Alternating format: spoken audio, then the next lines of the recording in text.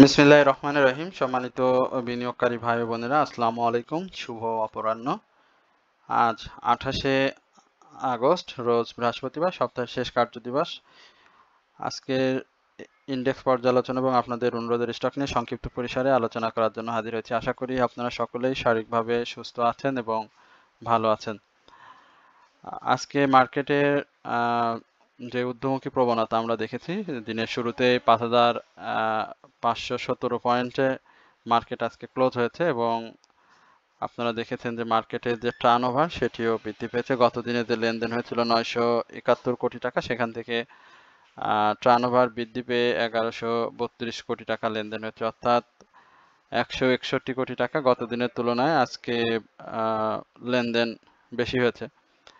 মার্কেটের গত দিনের রাত্রে আমরা যে বিষয়টি গ্রুপে শেয়ার করেছিলাম সেটি হচ্ছে যে নির্বাচনী রোডম্যাপ ঘোষণা হওয়ার কারণে মার্কেটের আজকে বেশ একটা স্বাভাবিকের তুলনায় আজকে বেশ বড় একটি মুভমেন্ট দেখা গিয়েছে। একই সঙ্গে আজকে আপনারা দেখেছেন বিভিন্ন সংবাদ মাধ্যমে যে আজকে নির্বাচনী রোডম্যাপ ঘোষণা করা হয়েছে এবং ফেব্রুয়ারির প্রথম অথবা মাঝামাঝি সময়ে জাতীয় সংসদ নির্বাচন অনুষ্ঠানের একটি কর্মপরিকল্পনা রয়েছে বাংলাদেশ নির্বাচন কমিশনের। তো সেই প্রেক্ষিতেই আমরা আপনাদেরকে সবসময় বলে আসছিলাম যে মার্কেট আগামী দিনগুলোতে আরো ভালো হবে এবং সেটি এখন পর্যন্ত মার্কেট তার যে প্রতিশ্রুতি সেটি রক্ষা করছে। আজকে আপট্রেন্ড স্টকের সংখ্যা 281টি এবং ডাউন ট্রেন্ড দেখতে পাচ্ছেন 86টি এবং আনচেঞ্জ ছিল খুবই কম 31টি। গত দিনেও বলেছিলাম যে আনচেঞ্জ স্টকের সংখ্যা যত কমতে থাকবে টার্নওভার তত বৃদ্ধি পাবে, এবং সেটিই হচ্ছে।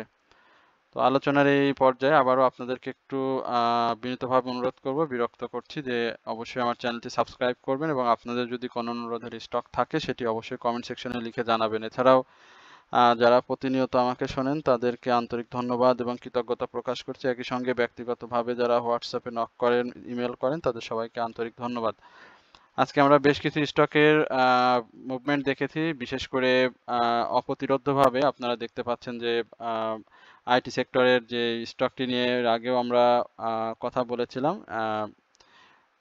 আইএসএন, সেটি অপ্রতিরোধ্যভাবে মুভমেন্ট করে যাচ্ছে এবং আজকেও সেটি হল্ট হয়েছে। ইনফরমেশন এইচআর টেক্সট গতকালকে রাত্রে বলেছিলাম যেটি হল্টেড হবে, আজকে সেটি হয়েছে। ইপিজিএল, বেস্ট হোল্ডিং, আইটি সেক্টরে বেশ কিছু স্টক উঠে এসেছে। লোপেট, ফান্ডামেন্টাল সব মিলিয়ে আজকে মার্কেটে আমরা একটা ভালো মুভমেন্ট দেখেছি। গতকালকের আলোচনায় বলেছিলাম যে আপনারা যে কিছু সেক্টরটাকে আপনারা ফলো করতে পারেন, বিশেষ করে আইটি সেক্টরের কথা বলেছিলাম, সিমেন্ট সেক্টরের কথা বলেছিলাম, পাশাপাশি পেপার অ্যান্ড প্রিন্টিং সেক্টরের কথাও আপনাদেরকে বলেছিলাম, এবং এছাড়াও ইঞ্জিনিয়ারিং, টেক্সটাইল, ফার্মাসিউটিক্যাল যে স্টকগুলো, ইন্স্যুরেন্স, এই সেক্টরগুলো কিন্তু ভালো করবে সেটিও আপনাদেরকে বলেছিলাম। তো সেটি হয়েছে। আমরা 100% দেখতে পাচ্ছি যে টেলিকমিউনিকেশন, সার্ভিস অ্যান্ড রিয়েল এস্টেটের আজকে ভালো মুভমেন্ট হয়েছে। আইটি সেক্টরটা একেবারে 100% মুভমেন্ট। আপনাদের এই জন্য আমি সবসময় বলবো যে আপনারা আলোচনা স্কিপ করবেন না। স্কিপ করলে অনেক গুরুত্বপূর্ণ বিষয় কিন্তু আপনারা জানতে পারবেন না। তো সেটি হয়তো অনেকেই করেন, অনেকেই করেন না। তো সেটি না করার জন্য আপনাদেরকে বিনীতভাবে অনুরোধ করব, যদি আপনাদের মার্কেট ব্যবসায়ের প্রতি যে ভালোবাসা সেটি যদি প্রকৃত অর্থেই হয়ে থাকে তাহলে আমি মনে করি ধৈর্য সহকারে আপনাদের আলোচনাটা শোনা উচিত। টেক্সটাইল সেক্টর আজকে বেশ ছোট ছোট স্টকগুলো মুভমেন্টে ছিল এবং আজকে সেক্টরের এই সেক্টরে বেশ ভালো প্রফিট টেকিং হয়েছে। পাশাপাশি গত মঙ্গলবার, সোমবার এবং মঙ্গলবার যে দুটি আলোচনা আপনাদেরকে দিয়েছিলাম সেই আলোচনাটা আবারও আপনাদেরকে বলবো একটু রিভিশন দিবেন। সেখানে আমি কিন্তু বলেছিলাম যে মার্কেটে আজকের ক্যান্ডেলটি কেমন হতে পারে এবং কি ধরনের হতে পারে, সেটিও কিন্তু বেশ ভালোভাবেই আমরা লক্ষ্য করছি। আমরা একটু চার্টে চলে যাব, চার্ট থেকে আমরা সরাসরি আপনাদের যে স্টকগুলো নিয়ে আপনারা জানতে চেয়েছেন সেই স্টক সম্পর্কে জানবো এবং একই সঙ্গে আপনারা জানেন যে শুক্র শনি যে দুদিন সরকারি বন্ধ থাকবে, সেখানে আমরা আপনাদের স্টকগুলো যেটি আপনারা জানতে চাচ্ছেন সেখানে আমরা আলোচনা করার চেষ্টা করব এবং কমেন্ট সেকশনে আপনারা জানাবেন। 5,600-র কথা বলেছিলাম, ইনশাল্লাহ সেটি আমরা খুব সন্নিকটেই রয়েছি এবং সেটি আমরা দেখব। মার্কেটের মুভিং এভারেজের অলরেডি বাই সিগন্যাল তো চলেই এসেছে, হিস্টোগ্রামের বার ধূসর হয়ে এসেছে, এমএসিডি অরেঞ্জ হোমগুলো রেখা মুখোমুখি অবস্থান করছে, আরএসআই বাড়ার যথেষ্ট সুযোগ রয়েছে। এই পর্যায়ে আমরা হয়তো আরএসআই কে 75 থেকে 80 এই লেভেলে একটা আরএসআই এর মুভমেন্ট দেখবো এবং 5,000 560-এর যে আহ, একটা বাধা রয়েছে সেটাকে ব্রেকআউট করলে মার্কেট 5600 এই জায়গাতে অবস্থান করবে।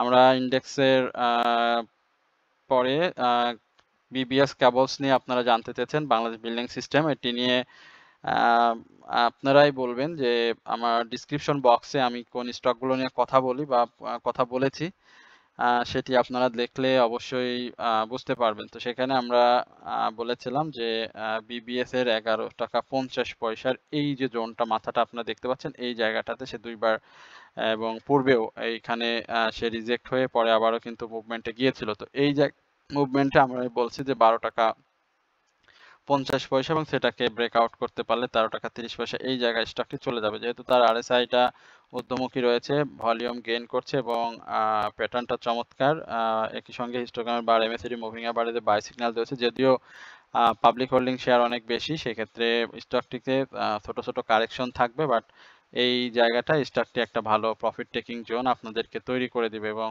11 টাকার এই বাধাটা পেরোতে পারলে আমরা স্টকটিকে কিন্তু 12 টাকা 50 পয়সা খুব সহজেই দেখতে পাবো। এরপরে আমরা বিবিএস কেবলস নিয়ে আপনাদের সাথে একটু আলোচনা করি। বাংলাদেশ বিবিএস কেবলসের যেটি, সেটিও সেম একই ক্যাটাগরির একই কোম্পানির, সেই বিবিএস কেবলস। এইখানটাতে দেখেন সেম একই ধরনের প্যাটার্ন, এই জায়গাটাতে ব্রেকআউট করা খুবই প্রয়োজন এবং এই জায়গা এবং একই জায়গা, এই জায়গাগুলোতে সে ব্রেকআউট করতে পারেনি 3বার এবং এদের 4th টাইম। তো এইবার যদি সে ব্রেকআউটটা করতে পারে তাহলে আমরা স্টকটির এই 19 টাকার আশেপাশে পেয়ে যাব এবং এটিও একটা বিনিয়োগকারীদের প্রফিট টেকিং জোনে তৈরি করে দেবে। আজকে যেটি করেছে, ভলিউমটা গেইন করেছে এবং একই সঙ্গে আরএসআইটা ঊর্ধ্বমুখী অবস্থানে রয়েছে, একই সঙ্গে হিস্টোগ্রামের বার, এমএসিডি মুভিং অ্যাভারেজ সবকিছু মিলিয়ে স্টকটি বাই সিগন্যাল রয়েছে। সুতরাং চোখ খোলা রাখবেন, প্রত্যেকটি স্টক নিয়ে আমরা কথা বলেছি। সুতরাং এই স্টকগুলো অবশ্যই ভালো করছে এবং আগামী দিনগুলোতে আর একটু আরো ভালো করবে। এরপর একটা আইটি সেক্টরের স্টক নিয়ে বলতে চাই। আমরা আইটি সেক্টরের যে 11টি স্টক রয়েছে, আপনারা জানেন যে আমরা এর আগেও আপনাদের সাথে আমি আমার চ্যানেলে আলোচনার মাধ্যমে আইটি সেক্টরের স্টক নিয়ে আপনাদের সাথে কথা বলেছিলাম এবং আমরা প্রথমে আইএসএন এর কথা বলেছিলাম, তারপরে আমরা আইটিসির কথা বলেছিলাম, এরপরে আমরা অগ্নির কথা, এডিএনটেল এর কথা বলেছিলাম, তারপরে ড্যাফোডিল বলেছিলাম, ই জেনারেশন বলেছিলাম। তো এখন দেখেন এই প্রত্যেকটা স্টকের কিন্তু আপনি দেখেন আজকে ইনফরমেশন ইনটিচ অনলাইন যেটি, সেটি কিন্তু ভালো করেছে। বিডিকম অলরেডি সে একটা প্রফিট টোকিং জোনে দেখেছে। সবকিছু মিলিয়ে আইটিসি, এটি আমারও ছিল, আমি সেল করে বের হয়ে আসছি। আম, তো সবকিছু মিলিয়ে বেশ কিছু স্টক কিন্তু ভালো পারফরমেন্স করেছে, প্রফিট টেকিং হয়েছে। তো এই জায়গাটাতে আইটি সেক্টরের যে একটি স্টক অনেকটা এখন পর্যন্ত প্রাইস অ্যাকশন হয়নি, বাট তার বিগত দিনের যে ইতিহাস, সেখানে স্টকটি ভালো করার সক্ষমতা রয়েছে, সেখানে আমরা চয়েস করেছি আপনাদের জন্য।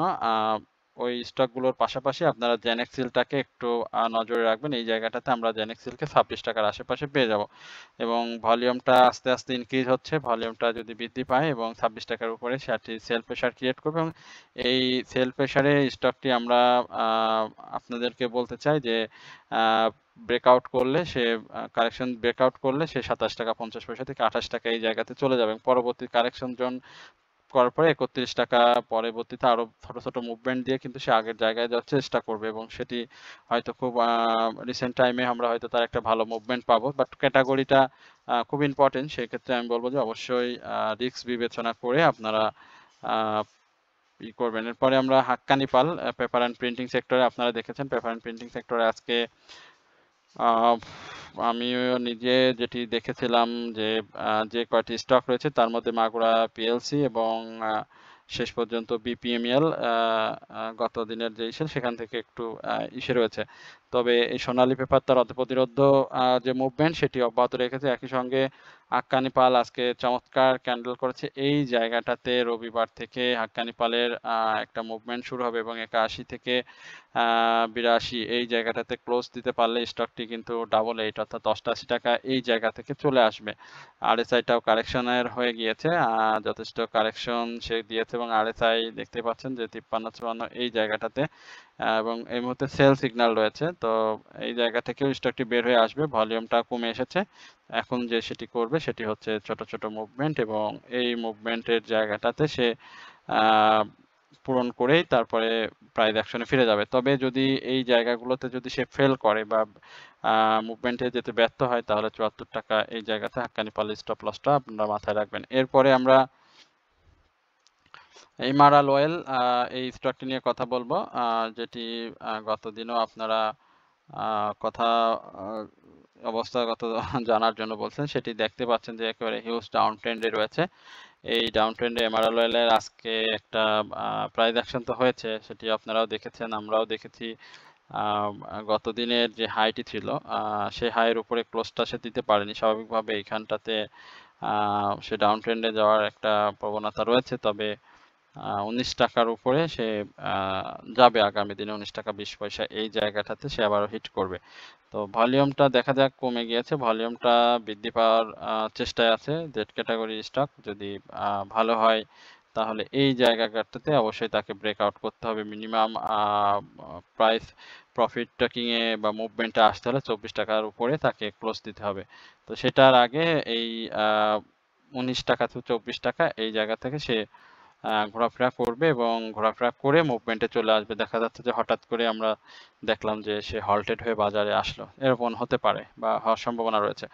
এরপরে আমরা বাংলাদেশ শিপিং কর্পোরেশন গতকালকেও আলোচনা করেছিলাম। আসলে এত বেশি আপনাদের জিজ্ঞাসিত আ জিজ্ঞাসা আ বারবার একই বিষয় নিয়ে কথা বলতে চাই না। তো এই জায়গাটাতে বলছি যে স্টকটির এই সাপোর্টটাকে সে রেসপেক্ট করবে ৳১১৮ যেটি গতকালকেও সে করেছে।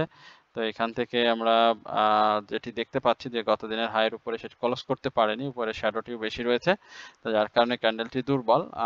এখান থেকে যদি সে ২-১ টি আ গ্রিন ক্যান্ডেল দিয়ে মুভমেন্টে যায়, তবে সেটিও পরবর্তী সময়ে সে কারেকশন আ কা কারেকশন আ দেওয়ার একটা সম্ভাবনা তৈরি হয়েছে এবং সেই কারেকশনটা সে করবে।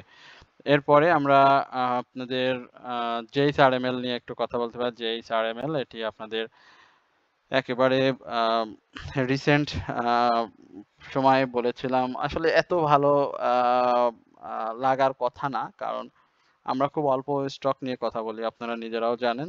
একেবারে সীমিত পরিসরে স্টক নিয়ে আপনাদের সাথে কথা বলে থাকি। তো সেই স্টকগুলো যদি আপনারা একটু আ ধৈর্য সহকারে শোনেন বা দেখেন তাহলে কিন্তু প্রফিট টেকে এখানে ক্যান্ডেলটা ভালো আসেনি যে চ্যানেলের। আ আ আমরা যেটি প্রত্যাশা করছি যে অ্যাপোলো হাসপাতালে যে ইন্ডিয়ার যে নিউজটা সেই নিউজটাকে কেন্দ্র করে যে চারামেল একটা ঊর্ধ্বমুখী প্রবণতায় থাকবে। বাট সেই ঊর্ধ্বমুখী প্রবণতা কিন্তু সে ইতিমধ্যেই ব্রেক করে ফেলেছে এবং এই জায়গাটাতে আমরা হয়তো তাকে একটা কারেকশনের মোডে চলে যেতে দেখবো এবং সেই কারেকশন জোনটা যদি বলি ৫৫ থেকে ৫৭ এই লেভেলে। তো যাদের রয়েছে থাকবেন হিস্টোগ্রামের বার MACD মুভিং এভারেজ ধূসর হয়ে গিয়েছে, এটিও মাথায় রাখবেন। এরপরে আমরা নাভানা সিএনজি এই স্টকটি একটু দেখি। নাভানা সিএনজির কি অবস্থা? নাভানা সিএনজি আমরা দেখতে পাচ্ছি যে সেটিও আম আজকে রেড ক্যান্ডেল করেছে।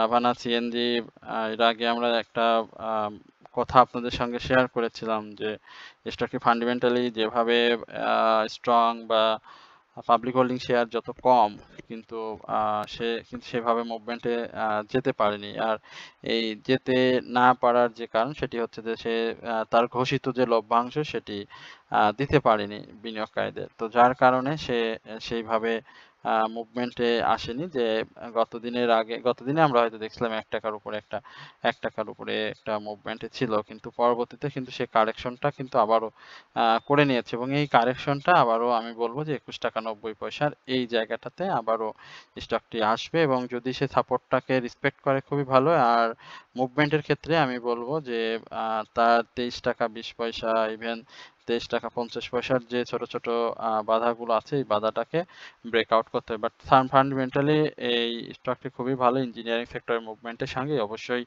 স্টকটি মুভমেন্ট পাওয়ার সক্ষমতা রয়েছে। বাট স্টকটি আ অবশ্যই আপনার মার্কেটের সঙ্গে তাল মেলাতে হবে এবং তার ক্যাটেগরিটা বড় একটা ইস্যু হয়ে গিয়েছে। এরপরে আমরা ACFL আমান কটন ফেব্রিক্স আ এই এই স্টকটি আমরা অনেক আগে কথা বলেছিলাম, হ্যাঁ?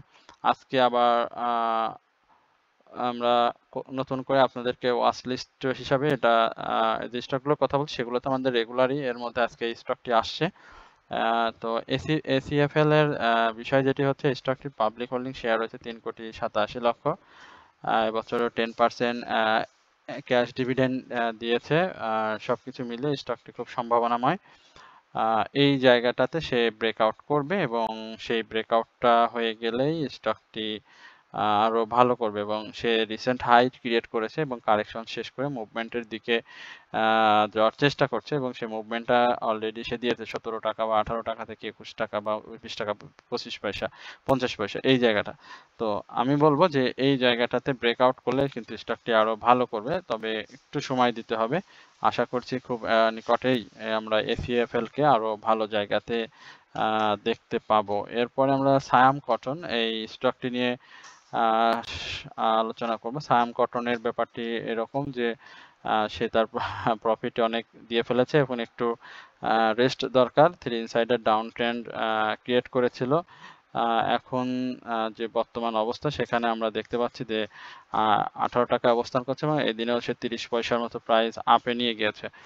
আমি বলবো যে স্টকটির যে নিকটবর্তী বা ইয়ারলি 52 সপ্তাহের হাই রয়েছে, এই 52 সপ্তাহে হাইটা আগে ভালোভাবে সে ক্লিয়ার করুক বা ব্রেকআউট করে যদি সে করে, তাহলে আমি বলবো যে আপনারা এই স্টকটিতে নজর রাখবেন। তবে এখনো নজর রাখবেন, ভলিউমটা যেহেতু পাচ্ছে এবং স্টকটি সব থেকে বড় যেটি আমার কাছে একটু হয় সেটি হচ্ছে তার public holding stock, public holding share সংখ্যাটা একটু বেশি। তো সেক্ষেত্রে এই ধরনের স্টকে মুভমেন্ট আসতে একটু দেরি হয়, ছোট ছোট মুভমেন্ট দিয়েই মূলত তারা প্রাইস অ্যাকশনটা করে থাকে। সেক্ষেত্রে ধৈর্যটা অনেক বড় এবং শেয়ার বাজারে ধৈর্যটাই হচ্ছে সব থেকে বড় শক্তির জায়গা। তো আশা করি আপনারা এই শক্তির জায়গাগুলোটাকে কখনোই দুর্বল হবেন এবং এটাকে পুঁজি করে আপনারা শেয়ার বাজার থেকে যে কোনো পরিস্থিতিতে প্রফিট তোলার চেষ্টা করবেন। তো এই হচ্ছে মূলত আজকের আলোচনা এবং আগামী দিনে আমরা অবশ্যই আপনাদের সাথে নতুন আলোচনা নিয়ে হাজির হব শুক্রবার, এবং আমি আপনাদের সাথে আছি। তো আশা করি আপনারা সকলে আমাকে আপনাদের পাশে পাবেন। তো সকলে ভালো থাকবেন, সুস্থ থাকবেন, এই প্রত্যাশায় আজকের আলোচনা এখানে শেষ করছি। আসসালামু আলাইকুম ওয়া রাহমাতুল্লাহি ওয়া বারাকাতুহু।